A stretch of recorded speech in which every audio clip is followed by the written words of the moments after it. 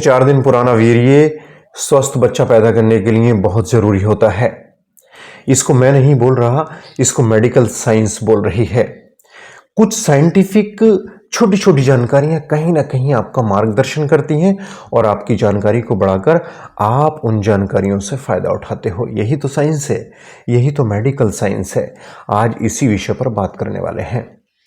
देखिए, ज़्यादा देर ना लगाते हुए हम मेन पॉइंट पर आते हैं और वो पॉइंट ये है कि लगातार 24 घंटे हमारे अंडकोश स्पर्म का प्रोडक्शन कर रहे हैं। ये स्पर्म बनने के बाद में मैच्योर होने के लिए अंडकोश के जस्ट नीचे एपिडिडिमस ग्रंथि होती है, उसमें जाके इकट्ठा होते हैं और उसमें इनका मैच्योरेशंस होता है, यानी ये मैच्योर होते हैं। माना जाता है कि 3 से 4 दिन पुराना, मैच्योर होने के 3 से 4 दिन पुराना जो स्पर्म होता है वो बहुत ज़्यादा हेल्दी और स्वस्थ माना जाता है। अगर 3 से 4 दिन पुराना वीर्य बाहर निकलकर अंडे से मिलकर फर्टिलाइज होता है और वो संतान उत्पत्ति करता है, तो वो हर पॉइंट ऑफ व्यू से वो संतान बहुत ज़्यादा स्वस्थ मानी जाती है। उसके पीछे की क्या साइंस है मैं आपको एक एक करके बताऊंगा। देखिए, होता क्या है कि जब स्पर्म्स एपिडिडिमस के अंदर मैच्योर हुए और 3 से 4 दिन में रिलीज हो गए, यहाँ पर एक बेहतर साफ सुथरा और एक स्वस्थ स्पर्म अंडे से जाकर मिलता है।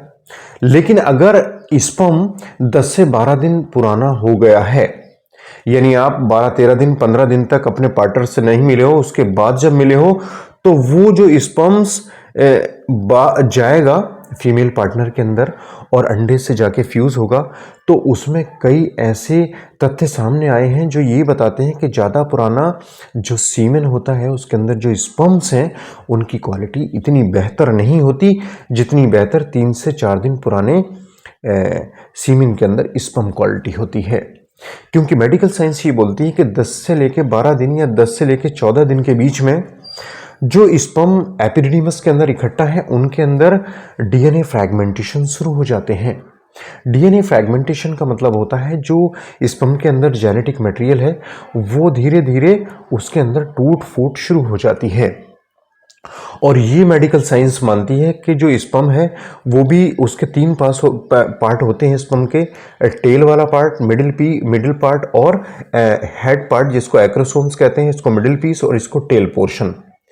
तो ये मेडिकल साइंस मानती है कि 10 से लेकर 12 दिन के बाद स्पर्म्स के अंदर अंदरूनी और बाहरी तरीके से कहीं ना कहीं हल्के फुल्के डैमेज आना शुरू हो जाते हैं। अब जो लोग 10 से 12 दिन या 15 दिन में ब्रह्मचर्य का पालन करके पार्टनर से मिलते हैं और वो वीर्य को बाहर निकालते हैं, तो ये माना जाता है कि इतना पुराना वीर्य एक बेहतर स्पर्म प्रोवाइड नहीं करवा पाता है और कहीं ना कहीं हमारी आने वाली संतान किसी न किसी गंभीर जन्मजात बीमारी का शिकार हो जाती है। कितनी सी छोटी सी भूल और कितना बड़ा खामियाजा कि हम एक ऐसी संतान उत्पत्ति कर देते हैं जो जन्मजात बीमारी को लेकर पैदा होती है। तो अगर ये छोटी छोटी जानकारियां हम समझ लें तो वो बहुत ज़्यादा फायदेमंद साबित हो सकती हैं। तो अच्छी संतान उत्पत्ति के लिए मेडिकल साइंस ये मानती है कि तीसरे चौथे दिन आपको वीर्य बाहर निकालना चाहिए। सच बता रहा हूं मैं, इसमें बहुत सारे पेटेंट, बहुत सारी रिसर्च हुई हैं कि तीसरे चौथे दिन का जो वीर्य निकलता है और वो संतानोत्पत्ति करता है, वो संतानोत्पत्ति हर पॉइंट ऑफ व्यू से बहुत ज़्यादा स्वस्थ मानी जाती है। और ये चीज़ें कहीं ना कहीं हमें देखने में और सुनने में बहुत छोटी और अजीब लगती हैं, लेकिन बहुत ही ज़्यादा कारगर साबित होती हैं। एक चीज़ मैं आपको बताना चाहूँगा, कुछ लोगों में इस बात को लेकर बहुत ज़्यादा धारणाएं होती हैं कि हम अपनी पत्नी से 15 दिन में एक बार ही मिलेंगे, हम महीने में एक बार ही मिलेंगे या हम एक हफ्ते में एक बार ही मिलेंगे। बिल्कुल गलत धारणाएं हैं ये। जब आपका मन करे तीसरे दिन, चौथे दिन, दूसरे दिन, हर रोज़ आप मिलिए, क्योंकि स्पर्म्स लगातार बन रहे हैं। 24 घंटे लगातार स्पर्म बन रहे हैं और इनका निकलना कहीं ना कहीं बहुत ज़रूरी होता है। और जब ये नहीं निकलते हैं तो नेचर ने ऐसा इंतज़ाम भी कर रखा है कि ये एपिडिडिमस के अंदर लगभग 3 से लेकर 4 हफ्ते तक बने रहते हैं और उसके बाद हमारे जो एपिडिडिमस होता है इसके अंदर जो सेल्स हैं उन सेल्स में एक लाइसोसोम्स नाम का सेल ऑर्गेनेल पाया जाता है।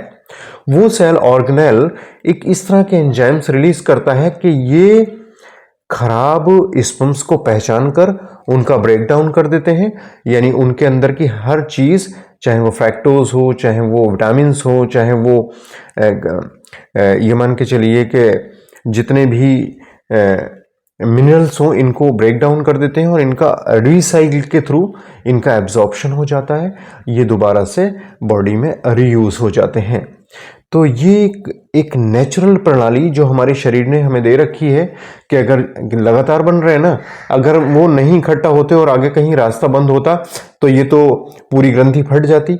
लेकिन नेचर ने ऐसा इंतज़ाम कर रखा है कि अगर मान लो बाहर का रास्ता बंद है, किसी भी कारण से कोई अवरोधन है और लगातार स्पर्म प्रोडक्शन हो रहा है, तो नेचर ने इनको एब्जॉर्ब करने का, यानी इनको निपटारा करने का भी काम इन अंदर ही सुचारू रूप से चला रखा है। तो ये सारा एक सिस्टम है जो सुचारू रूप से काम कर रहा है। इन सिस्टम्स को समझ के हमें उन चीज़ों पर ध्यान देना है जो मेडिकल साइंस बोलती है, जो नेचर बोलती है। तो अगर मैं आपको यही बोलना चाहूँगा कि अगर आप अपनी संतान की प्लानिंग कर रहे हो, बच्चा उत्पन्न करना चाहते हो, तो अगर मान लो आप कहीं दूर रहते हो और आप संतान उत्पत्ति चाहते हो, तो आप ये कोशिश कीजिए कि हर तीसरे चौथे दिन हमें वीर्य को बाहर निकालना है और इस दौरान जो बच्चा पैदा होगा वो हर पॉइंट ऑफ व्यू से बहुत स्वस्थ और बहुत निरोगा पैदा होगा और वो उसको किसी तरह की भी जन्मजात बीमारी नहीं लगेगी। तो उम्मीद है हमारी ये जानकारी आपको पसंद आई होगी। जानकारी पसंद आई तो प्लीज़ लाइक और शेयर कर दीजिएगा। मैं आपका health preserver doctor Asif Ali. Next video में फिर मुलाकात होगी। Thank you.